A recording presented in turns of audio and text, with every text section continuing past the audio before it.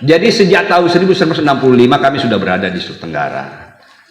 Bapak saya menjadi camat pertama di Wawoni.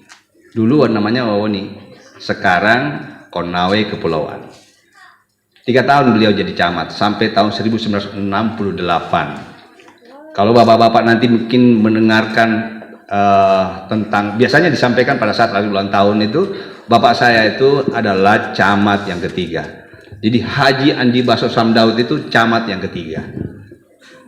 Coba bapak bayangkan tahun 65 kita sudah berada di Wawoni.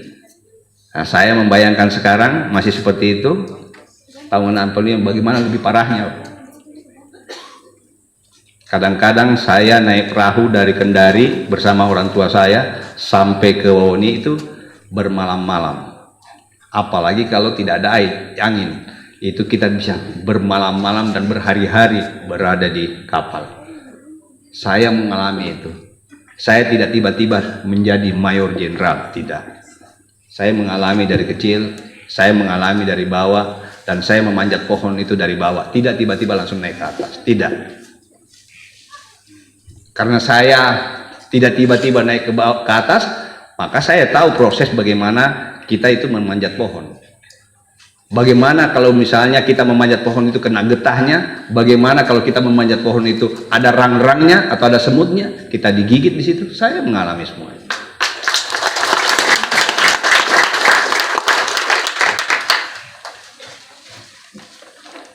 Setelah itu beliau ditunjuk jadi kepala BPH. BPH itu kalau dulu BPH, kalau sekarang itu kepala Bapeda.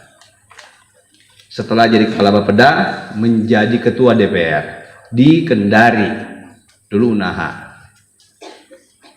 Beliau ketua DPR pertama. Nah, saya juga nggak tahu kenapa bisa jadi pertama tahun segitu. Berarti sebelum-sebelumnya tidak ada DPR-nya.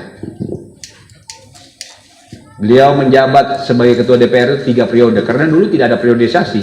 Kalau mungkin sekarang sudah ada periodisasi, kalau dulu tidak ada. Beliau menjabat 3 periode. Bahkan beliau menghabiskan waktunya ya di Sulawesi Tenggara.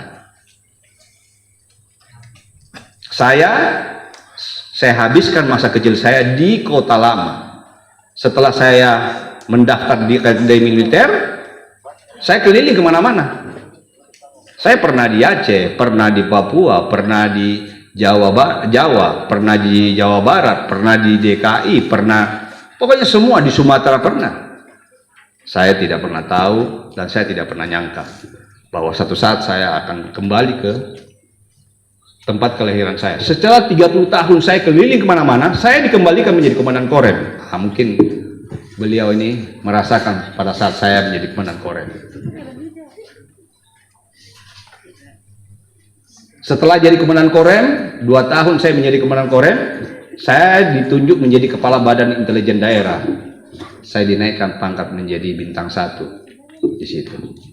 3,5 tahun saya menjadi Kabinda. Saya pikir sudah selesailah.